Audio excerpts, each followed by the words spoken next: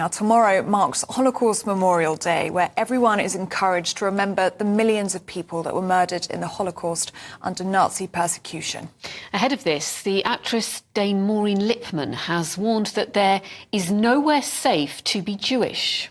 Well, joining us now to discuss this is the chairman of the National Jewish Assembly, Gary Mond. Very good to see you this morning, Gary. And what is your reaction? Thank you for having me. What is your reaction to the actress Dame Maureen Lipman's comments there, warning that there's nowhere to be safe to be Jewish?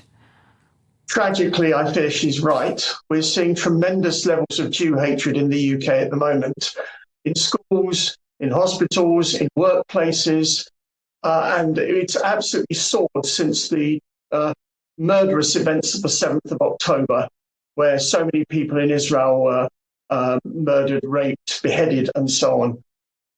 I'm afraid she is right, and I listened carefully to what she said, and she made a clear point about saying that it's horrendous to use the expression Jews and Palestinians. She's right. We should say Jews and Muslims, because they're both religions, or Israelis and Palestinians, because they're both nationalities. But to say Jews and Palestinians has got an inherent anti-Semitic tone to it. One of the things that she also said, Gary, and talked about was that how synagogues, burial grounds, they have to have security patrols now. And I think Dame Maureen Lipman, when she goes to visit late relatives, she has to have a key to get in. That is becoming increasingly the case.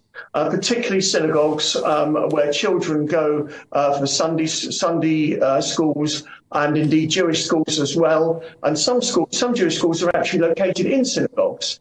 The levels of security required are so much higher than they used to be before the war, and absolutely incomparable to what they might have been 5 years ago. And we're hearing these reports from the CST, the Community Security Trust, that looks after security for the Jewish community, and indeed from the police. And Gary, how do you feel as a Jewish man living in the UK after the events of the 7th of October? I feel a lot more nervous than I did before the events of the 7th of October. I know that many other Jewish people would take it further and say they're actually frightened, and in one or two cases they can feel terrorised. And one of the contributing factors to that is these horrendous so-called pro-Palestinian marches that are taking place almost every Saturday. Although they're not really pro-Palestinian, they're fundamentally anti-Jew. If they were pro-Palestinian, they would have been marching when Palestinians were massacred by the Syrians a few years ago. No, they're only marching because they are against the Jewish community. And we are expecting today this ruling by the ICJ, the UN's top court, which will rule on these allegations of Israel committing what South Africa says is genocide. How do you feel about that? And how, depending on that ruling, how much more difficult do you think it might make life for Jewish people in the UK? It is a complete joke to call what is happening in Israel genocide. Genocide is what the Nazis did to the Jews in the Second World War, where they mass murdered 6 million people in a planned operation over many countries. What is happening in Israel is a war. There is simply a war which was started by Hamas when it invaded Israel and killed 1,200 people. What is happening is that Israel is defending itself. To call it genocide when the civilians who are being killed tragically because of a military operation to root out and eliminate Hamas, which is a genocidal terrorist organization, is nothing short of an insult to the memories of those who lost their lives in the Holocaust. Gary Mond, the chairman of the National Jewish Assembly, thank you very much indeed. We'll be joined in the studio by political commentators Matthew Stadlen and Emma Webb. Hello again to you both. Matthew, what did you make of Gary's comments there about how he feels with Holocaust Memorial Day happening tomorrow? So, just two things where I disagree with Gary, but I have a lot of empathy for him, and I speak as a Jewish person myself. Technically I'm half Jewish. My grandparents were refugees from Hitler. They were kicked out of their homes, kicked out of their country. And I wouldn't be here, by the way, if Britain hadn't taken them in. So my family is very grateful to this country. I disagree with Gary in his characterisation of these marches. There's certainly some hatred on those marches and there's certainly some anti-Semitism. But there are a lot of people who are well-meaning, I think, and who care very deeply about what's happening in Gaza at the moment. That leads me to the second area of disagreement. What we witnessed, and I've said this from the start, on October the 7th and beyond, were acts of medieval savagery by Hamas and by their acolytes. However, and I predicted this, I think the Israeli response in Gaza has been over the top and, in my view, unjustifiable. I haven't used the word genocide, but far too many innocent lives, including many, many thousands of children, it seems, have been taken. On the issue of what it's like to be Jewish in this country, there is no doubt, in my experience of being a Jewish person in London and in England, that when there are flare-ups, and this has been far more than a flare-up in the Middle East, then we see spikes in anti-Semitism. Anti-Semitism is never justified. It is an evil, it is a sickness, it is a disease that must be rooted out wherever it is found.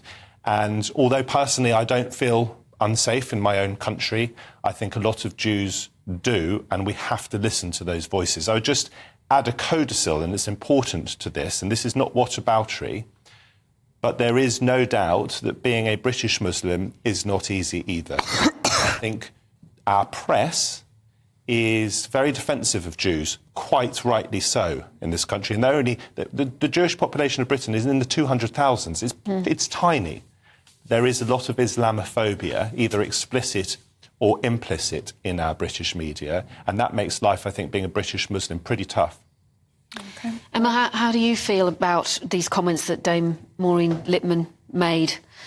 Well, I think she's right. I think that the way that things have gone in various Western countries and also the reaction in the Arab world just goes to show how necessary Israel's existence is as the one place where, you know, it's the only Jewish state in the world. It's necessary for the safety of the Jewish people. But of course, Jews are not safe in Israel at the moment either. So in the very strictest sense, she is absolutely correct. And tomorrow, Holocaust Memorial Day, you've got more rallies taking place, which some people say is a pro-Palestinian rally. Other people I think it's so deeply wrong and disrespectful. I think it's so deeply wrong and disrespectful. And actually, this Holocaust Memorial Day is so important because we've seen the way that the history of the Holocaust has been misused during these protests. We've seen the way that it's been weaponized to hurt Jewish people, with accusations of Israel doing another Holocaust against the Palestinians. It's so important that people are educated about anti-Semitism in Europe and also, importantly, in the Arab world as well, because you have to remember the way that the Arab states treated Jewish people and kicked so many of them out and who ended up living in Israel.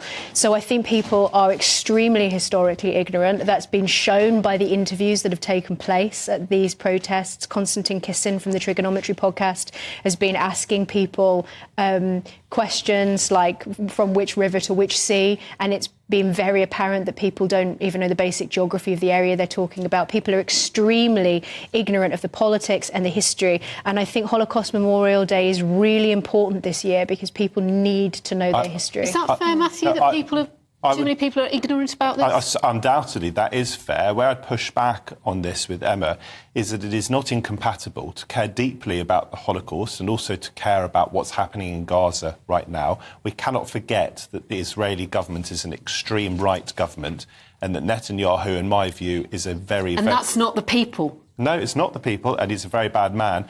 A lot of Israelis have a big problem with him, although I would suggest that the majority of Israelis back what is going on in Gaza, and that's of deep concern to me. Can I just make a point on education? This is really important.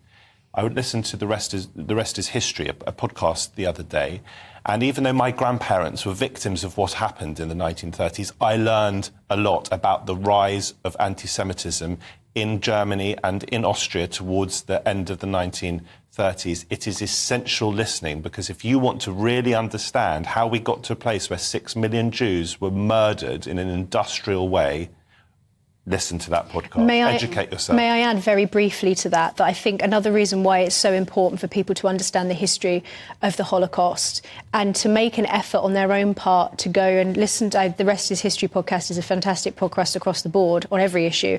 But I think it's so important that people recognise that what we've seen in the last couple of months since October 7th is that the attitude that we think that what the Nazis did is so alien to us. We think it's something that is so foreign and such a horrendous evil that occurred that it's not something that could possibly be in our own psychology as a country, as individuals. But the reality is we've seen so many people standing by, silently, almost encouraging or supporting people who are being unbelievably anti-Semitic, and I think that people need to recognise that this ancient hatred is something that is very much still with us. But actually, lessons from the Holocaust do not just apply to how we treat Jews, like me, for example. It applies to how we treat minorities across the board, and the rhetoric of hatred against refugees, asylum seekers, often Muslims, in this country leaves a hell of a lot to be desired. We need to learn the lessons comprehensively, and I say that as a Jewish person, part of a tiny minority in this country. Do you think it's fair that this rally's taking place tomorrow on Holocaust Memorial? I wouldn't, personally, I would not touch these rallies with a barge pole, because even though I hope that the majority of people go on them with good intent, there is a hard core of anti-Semitism there. So I wouldn't touch them, but I wouldn't ban them. And I believe in free speech. I believe in the right to protest. And critically, as I've just said, it is compatible to care about the Holocaust, but also to care about what's happening in Gaza. And I'm not comparing the two. OK, Matthew Stadler, Thank you. Emma Webb, thank you very much indeed for your comments.